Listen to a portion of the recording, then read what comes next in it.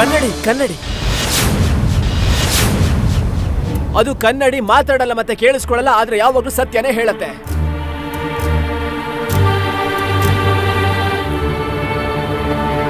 ಅದ್ಭುತ! ಪಂಡಿತ ರಾಮಕೃಷ್ಣ ಅತಿ ಉತ್ತಮ. ನೀವು ನಿಜವಾಗಿಯೂ ಚತುರರೇ.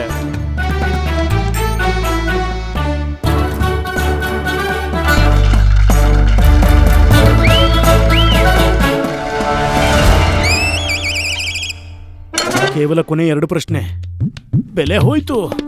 ದೌರ್ಭಾಗ್ಯ ನನಗೆ. ಪಂಡಿತ ರಾಮಕೃಷ್ಣ ಸರ್ವನಾಶ ಕಣೋ ನೀನು.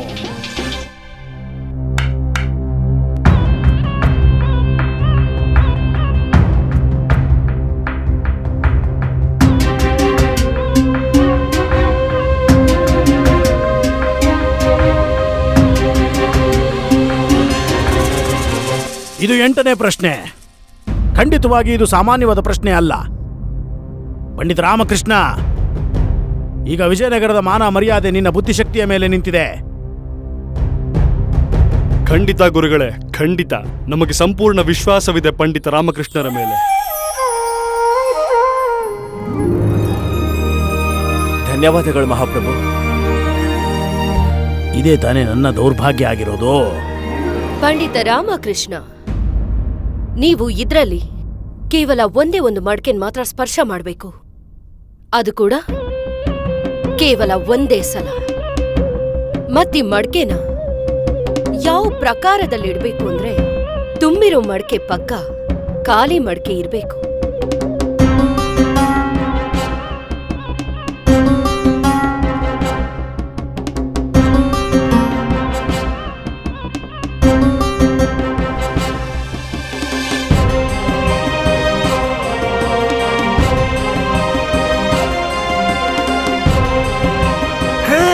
ಈಗ್ಲಂತೂ ಪಂಡಿತ ರಾಮಕೃಷ್ಣ ಹೋದ.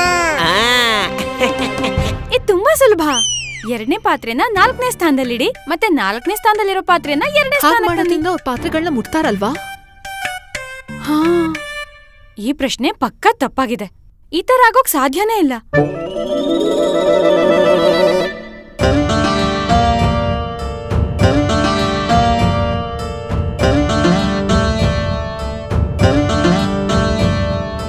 ಆರಾಮಾಗಿ.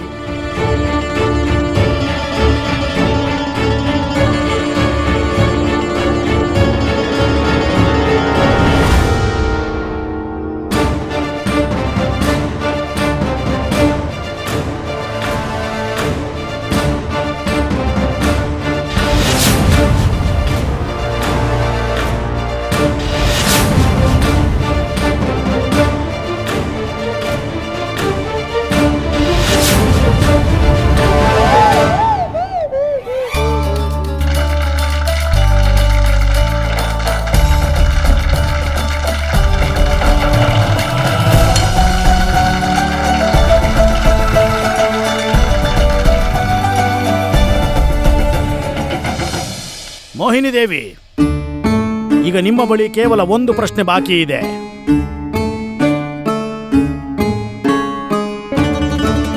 ಪಂಡಿತ ರಾಮಕೃಷ್ಣ, ಈಗ ಕೇಳ್ತಿದ್ದೀನಿ ಅಂತಿಮ 9ನೇ ಪ್ರಶ್ನೆ. ಇದಾಗಿದೆ. ಅದ್ಯಾವ ಪ್ರಾಣಿ ಪ್ರಾತಃ ಕಾಲದಲ್ಲಿ 4 ಕಾಲುಗಳಿಂದ, ಮಧ್ಯಾಹ್ನದ ಸಮಯ 2 ಕಾಲುಗಳಿಂದ, ಸಂಧ್ಯಾ ಕಾಲದಲ್ಲಿ 3 ಕಾಲುಗಳಿಂದ, ಮತ್ತೆ ರಾತ್ರಿಯಲ್ಲಿ ಕಾಲಿಲ್ಲದೇನೆ ನಡೆಯುತ್ತೆ?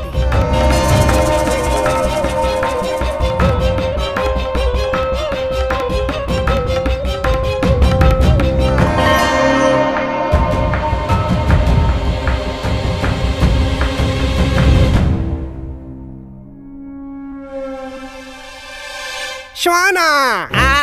ಬೆಕ್ಕು ಬೆಕ್ಕು ಬೆಕ್ಕು ಬೆಕ್ಕು ಬೆಕ್ಕಲ್ಲ, ಕತ್ತೆ ಕತ್ತೆ. ಇಲ್ಲ ಇಲ್ಲ ಇಲ್ಲ ಇಲ್ಲ ಇಲ್ಲ, ಕುದುರೆ ಕುದುರೆ ಕುದುರೆ. ಚಿರತೆ. ಶಾಂತರಾಗಿ ಎಲ್ಲರೂ. ಸುಮ್ಮನೆ ಇರು, ಬಾಯ್ ಮುಚ್ಚ. ಪಂಡಿತ ರಾಮಕೃಷ್ಣ, ಉತ್ತರ ನೀಡಿ.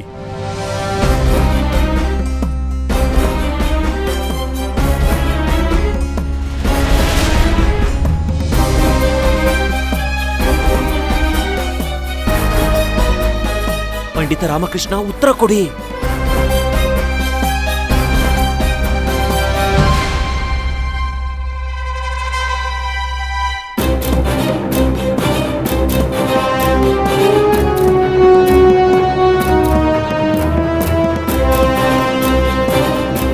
ಹೇಳಿ ಹೇಳಿ ಪಂಡಿತ ರಾಮಕೃಷ್ಣ, ಹೇಳಿ ಬೇಗ.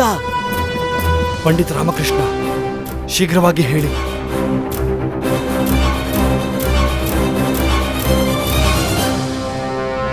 ಸಮಯ ಸಮಾಪ್ತಿ ಆಯಿತು ಮಹಾರಾಜರೇ, ಸಮಯ ಸಮಾಪ್ತಿ ಆಯಿತು. ಪಂಡಿತ ರಾಮಕೃಷ್ಣ, ನೀವು ಪರಾಜಿತರಾದ್ರಿ.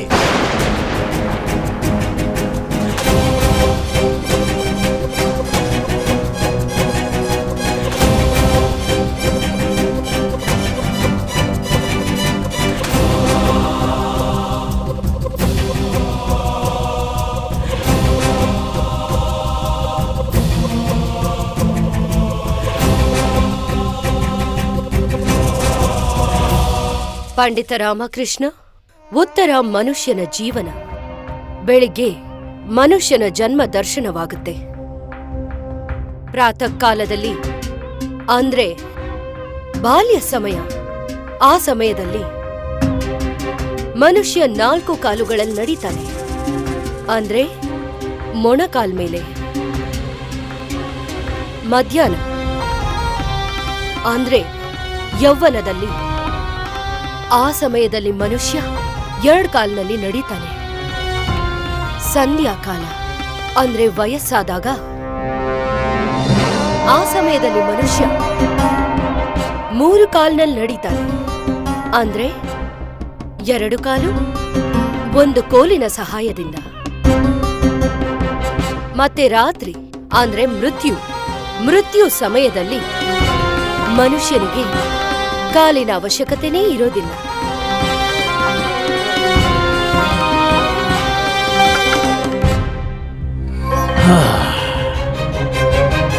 ನಾನು ಅತ್ಯಂತ ನೋವಿನಿಂದ ಘೋಷಣೆ ಮಾಡಬೇಕಾದಂತ ಪರಿಸ್ಥಿತಿ ಇದೆ. ಪಂಡಿತ ರಾಮಕೃಷ್ಣ ಪರಾಜಿತನಾಗಿದ್ದಾನೆ. ಅಯ್ಯೋ ದೇವ್ರೆ, ಇದು ಸೋಲೋಕೆ ಹೇಗೆ ಸಾಧ್ಯ? ಮತ್ತೆ ಗೆಲುವನ್ನು ಸಾಧಿಸಿರೋದು ಮೋಹಿನಿ ದೇವಿ. ಈಗ ತಾತ್ಪರ್ಯ ಏನಂತ ಹೇಳಿದ್ರೆ, ಪಂಡಿತ ರಾಮಕೃಷ್ಣ ಮೋಹಿನಿ ದೇವಿಯ ದಾಸನಾಗಿರ್ಬೇಕು ಮತ್ತು ಅದನ್ನ ಸ್ವೀಕರಿಸಬೇಕು.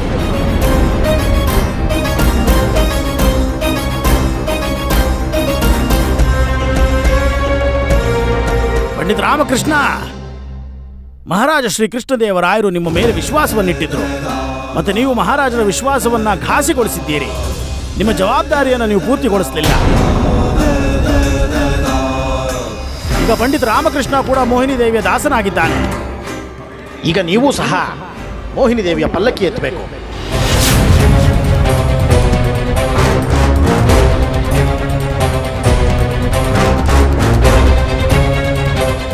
ಮಹಾರಾಜರೇ, 30 ದಿನಗಳ ಕಾಲ ಈಕೆ ದಾಸನಾಗಿ ಜೀವಿಸಿದ ನಂತರವೂ ಸಹ ರಾಮಕೃಷ್ಣರವರು ಮುಖ ತೋರಿಸೋದಕ್ಕೆ ಲಾಯಕ್ಕಿಲ್ಲ.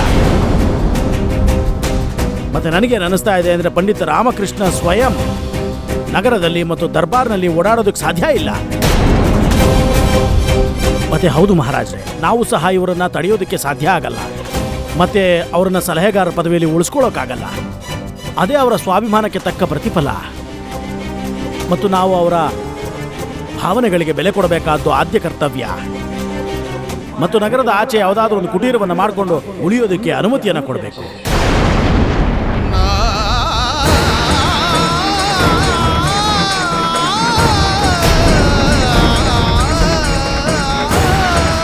ಪಂಡಿತ ರಾಮಕೃಷ್ಣ, ನಮ್ಮ ಮತ್ತು ಇಡೀ ವಿಜಯನಗರ ಸಾಮ್ರಾಜ್ಯದ ಸಹಾನುಭೂತಿ ನಿಮ್ಮ ಜೊತೆಯಲ್ಲಿರುತ್ತೆ.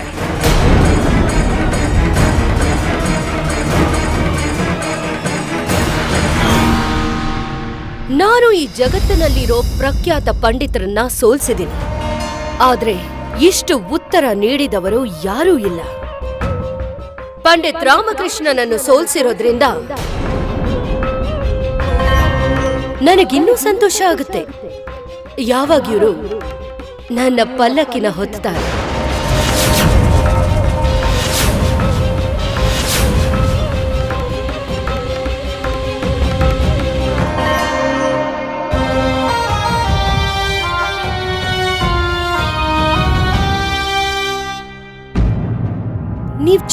ಮಾಡ್ಬೇಡಿ. ನಾನ್ ನಿಮ್ಗೆ ಗೌರವ ಕೊಡ್ತೀನಿ, ನಿಮ್ಮನ್ನ ಚೆನ್ನಾಗೂ ನೋಡ್ಕೋತೀನಿ, ಮತ್ತೆ ನಿಮಗೆ ನನ್ನ ಪಲ್ಲಕ್ಕಿನ ಮುಂದೆ ನಿಂತು ಎತ್ತೋದಿಕ್ಕೆ ಅವಕಾಶ ಕೊಡ್ತೀನಿ, ಸನ್ಮಾನ ಕೂಡ ಮಾಡ್ತೀನಿ. ಯಾಕಂದ್ರೆ ನನ್ನ ಕಾಲುಗಳು ನಿಮ್ಮ ಮುಖ ಹತ್ರ ಇರ್ಬೇಕು, ಮತ್ ನನಗೆ ಪರಮಾನಂದ ಪ್ರಾಪ್ತಿ ಆಗುತ್ತೆ.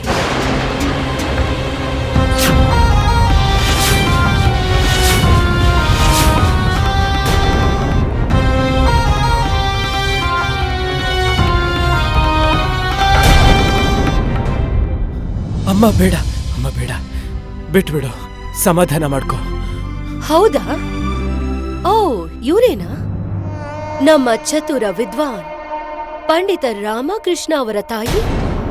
ನಾನ್ ಕೇಳ್ಪಟ್ಟೆ ನಿಮ್ ತಲೆ ಮೇಲೆ ಯಾವಾಗ್ಲೂ ನಿಮ್ ತಾಯಿಯ ಆಶೀರ್ವಾದ ಇರುತ್ತೆ ಅಂತ. ಆದ್ರೆ ನನಗೆ ಯೋಚನೆ ಮಾಡಿದ್ರೆ ಆಶ್ಚರ್ಯ ಆಗ್ತಿದೆ. ಯಾವ ತಾಯಿ ಆಶೀರ್ವಾದ? ಕಾಳಿ ಮಾತೆ ಅಥವಾ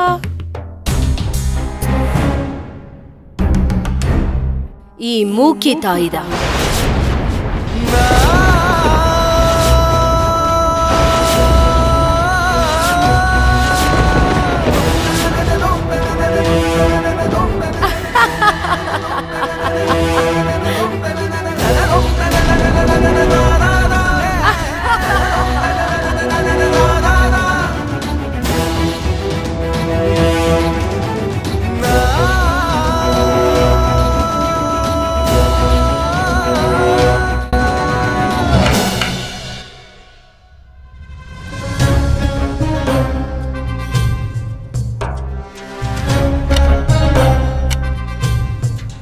ಮೋಹಿನಿ ದೇವಿ, ಇದನ್ನು ತಗೊಳ್ಳಿ, ನಿಮ್ಮ ವಿದ್ವತ್ತಿಗೆ ಪುರಸ್ಕಾರ.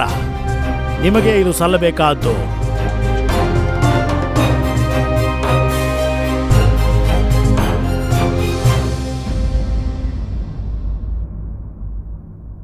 ಪಂಡಿತ ರಾಮಕೃಷ್ಣ, ನಿಮಗೆ ನೆನಪು ಮಾಡಿಸ್ತಾ ಇದ್ದೀನಿ, ಇವತ್ತಿನಿಂದ ನೀವು ನನ್ನ ದಾಸ ಮತ್ತು ನಾನು ನಿಮ್ಮ ಗುರು. ಇನ್ನೂ ನಿಂತ್ಕೊಂಡಿದ್ದೀರಾ?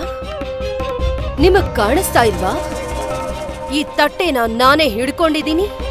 ನೀವು ಮಾಡ್ಬೇಕಾಗಿರೋದು, ನೀವು ಈ ತಟ್ಟೆನ ತಗೊಂಡು ಪಲ್ಲಕ್ಕಿಯಲ್ಲಿ ಇಡಿ.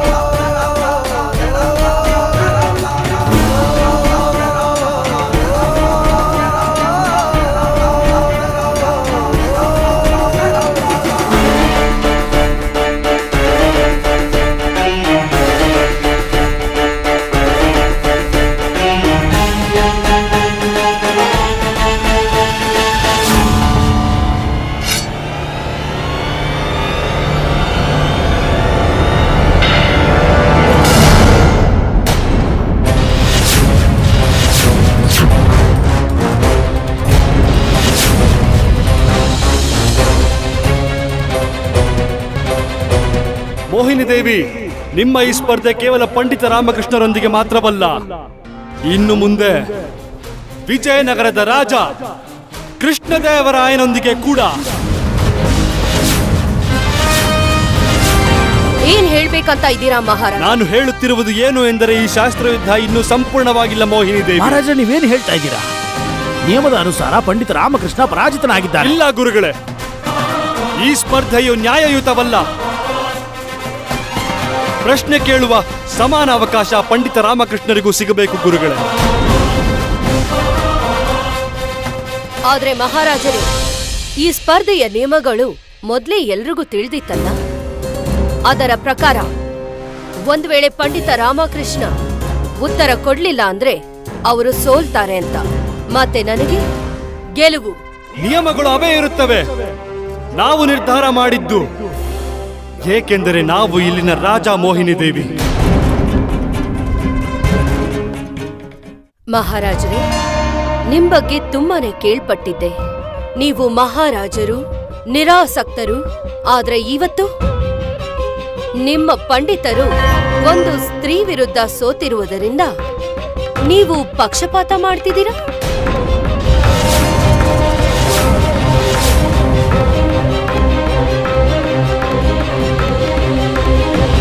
ನಮ್ಮನ್ನು ಪಕ್ಷಪಾತಿ ಎಂದು ಕರೆಯುವ ದುಸ್ಸಾಹಸ. ಮೋಹಿನಿ ದೇವಿ, ನೀವು ಸ್ತ್ರೀ ಎಂದು ನಿಮ್ಮನ್ನು ಗೌರವಿಸುತ್ತಿದ್ದೇವೆ. ನಮ್ಮ ಆತ್ಮಗೌರವಕ್ಕೆ ಧಕ್ಕೆ ನೀಡುವ ಪ್ರಯತ್ನ ಮಾಡಬೇಡಿ. ನೀವು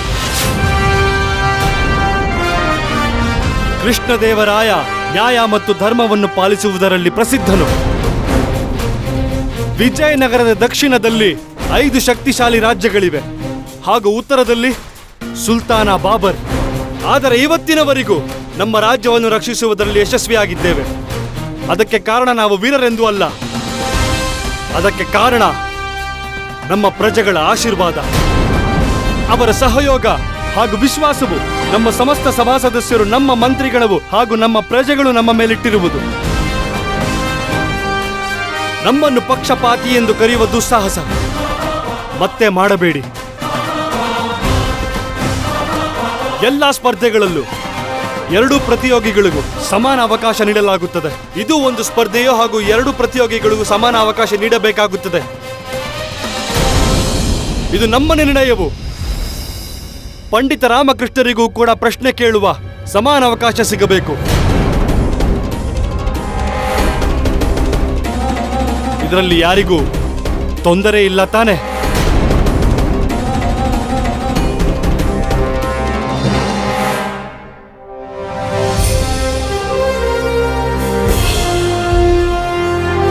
ಮುಖದ ಸೌಂದರ್ಯದೊಂದಿಗೆ ಮನಸ್ಸಿನ ಸೌಂದರ್ಯವೂ ಖಂಡಿತ ಬೇಕು. ಮೋಹಿನಿ ದೇವಿ, ಸೌಂದರ್ಯವೆಂದರೆ ಗರ್ವ ಪಡುವಂಥದ್ದಲ್ಲ, ಆದರೆ ಚಿಕ್ಕವರೊಂದಿಗೆ ಸ್ನೇಹ ಹಾಗೂ ದೊಡ್ಡವರ ಬಗ್ಗೆ ಗೌರವ ಇಟ್ಟುಕೊಳ್ಳುವಂಥದ್ದು.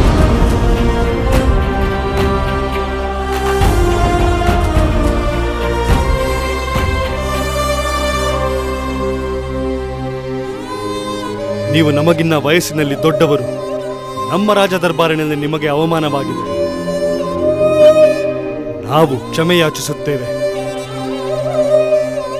ನಾವು ಪಂಡಿತ ರಾಮಕೃಷ್ಣರ ಸೋಲನ್ನು ಒಪ್ಪಿಕೊಳ್ಳುವುದಿಲ್ಲ.